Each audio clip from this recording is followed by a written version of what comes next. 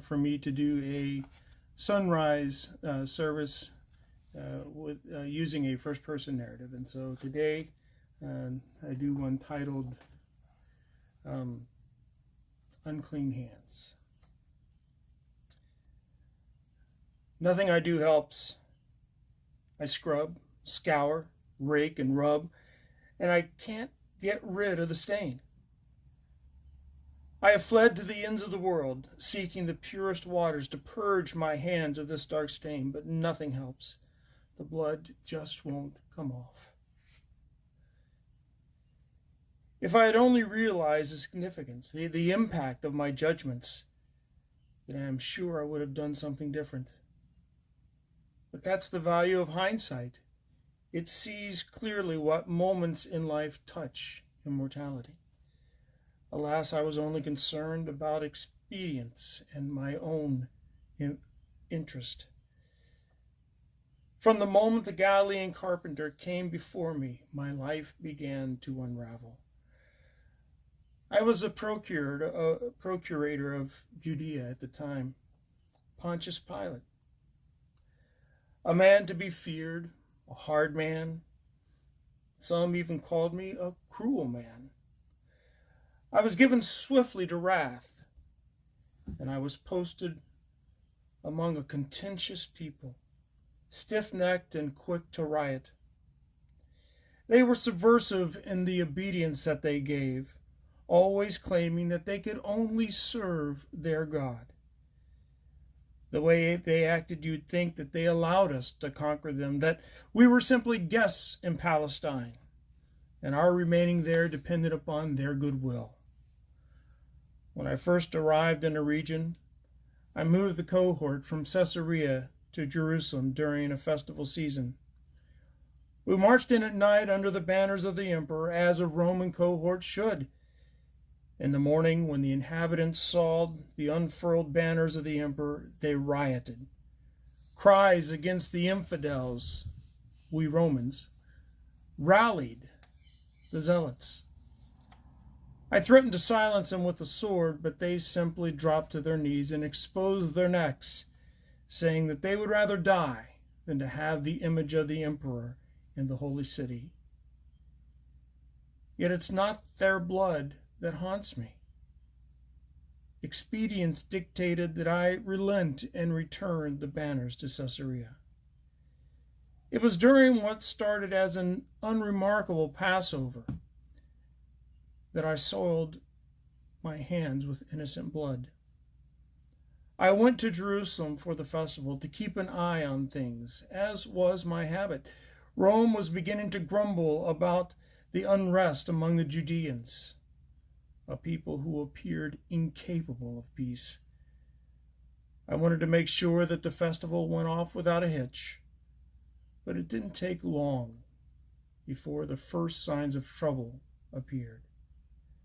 The rumors flew around the city like leaves in a whirlwind. A Nazarene rabbi had entered the city to the praises of the common folk.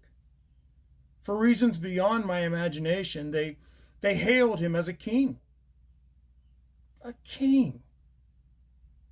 And I suppose that ragtag group of followers behind him was his royal court. Needless to say, I kept an ear to the ground after such a stir. Clearly, trouble brewed in Jerusalem. Friday morning, that which brewed boiled over. The religious leaders came early to the gate of the palace, urgently seeking an audience. Because of the Passover, they whined that they couldn't enter in for fear of defilement. Why should I care if they couldn't offer sacrifice? But again, expedience dictated that I meet them. Any opportunity to avoid a revolt must be taken. I could feel the impending doom rushing toward me like some great beast. I was being entangled in their web of deceit and ambition. As I walked to meet the ruling council, I half considered refusing to release the high priest's ritual garments for the annual celebration. What met my eyes brought me up short. In the midst of the priests and members of the ruling council, there stood a thoroughly unimpressive man. The only remarkable thing about him was the purple marks about his neck and face. It was the Nazarene rabbi, Jesus, and apparently the Sanhedrin could not wait for Roman justice. They needed to mete out a little of their own justice. "What charges are you bringing against this man?" I asked. "If he were not a criminal, we would not have handed him over to you," was their reply. How condescending. Did they think I was just going to sit in my palace and drink to my health while they carried on in their feasts and sacrifices? Insolent whelps. Take him yourself and judge him for your own, according to your own law. But they would not hear of it. "We have no right to execute," they said. Execute? Why on earth would they want him executed? There must be more to this. I wasn't about to be a pawn in their little game, so I took Jesus inside to question him further. The first speckles of blood began staining my hands. "Are you a king?" I asked, almost nonchalantly.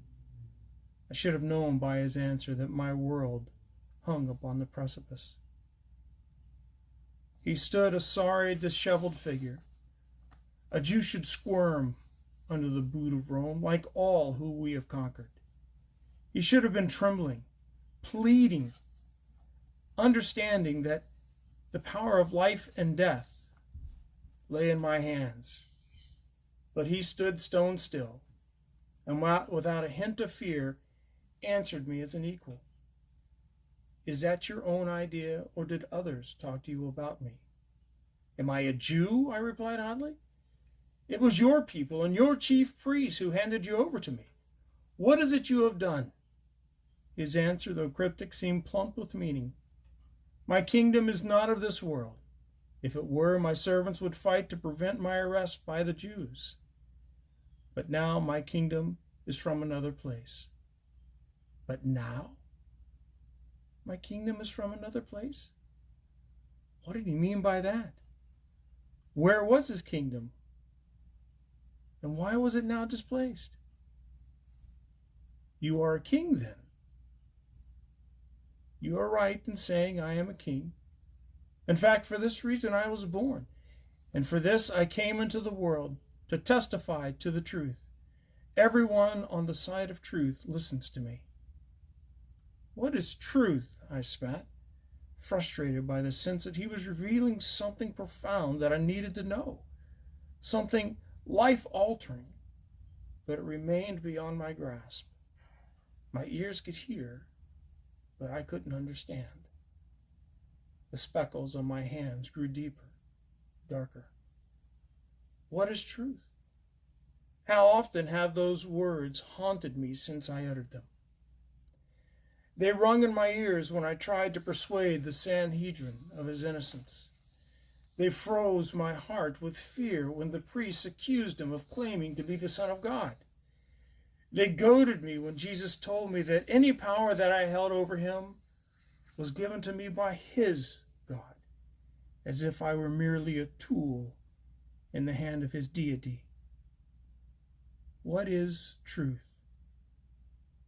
I see now how crucial it was that I answer that question.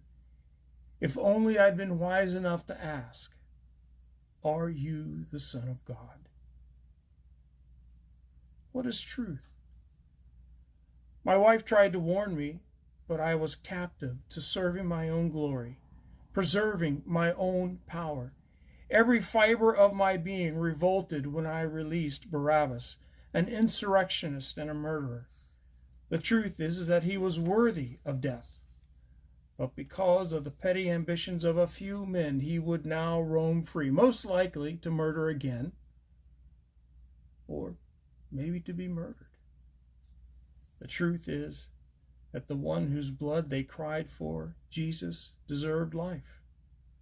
But because I feared the loss of position, honor, and even life, I would hand him over to die. Ironically, in some sense, Jesus died for me. So what is truth? The truth is that though I never raised a hand against Jesus, the guilt of his blood still stains my hands. With every lash, every punch, every blow of the hammer, my hands filled with his blood. I tried to proclaim my innocence, symbolically washing my hands before the assembly, but the stain remained. Day after day I scrubbed until my skin became raw with irritation, but nothing could remove the guilt that clung to me like the odor of death.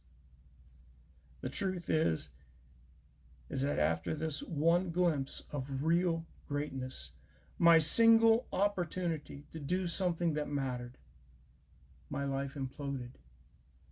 In the end, I found myself alone, dejected, at the edges of the known world, with unclean hands. What is truth? The truth is that when I handed Jesus over to be crucified, I sent the Son of the living God to be murdered and let a murderer go free. The truth is that when the Savior came and revealed himself to me, like the crowds at the gates of Jerusalem, I did not recognize on that day what would give me peace. The truth is that though his blood stains my hands, I missed the Son of God who revealed himself not only by dying heroically, but also by showing that death could not hold him.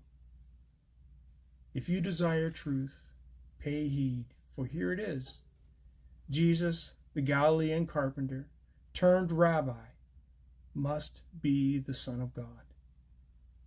For 3 days after I sent him to death, reports began to circulate that he rose from the dead, victor over the grave and over all who sought to silence him by intrigue and injustice. And I verified the tomb is empty. Even a centurion, Longinus, declared to believe Jesus is the Son of God because of what he witnessed during the crucifixion. Maybe that's why the stains will not fade or be washed away, because I dared to raise my hand against the very Son of God. It seems to me we all have, if we do not recognize him. Do you know how to remove the stains? May the Lord bless you this Easter, and may he continue to shine upon you. May his grace abound in your life.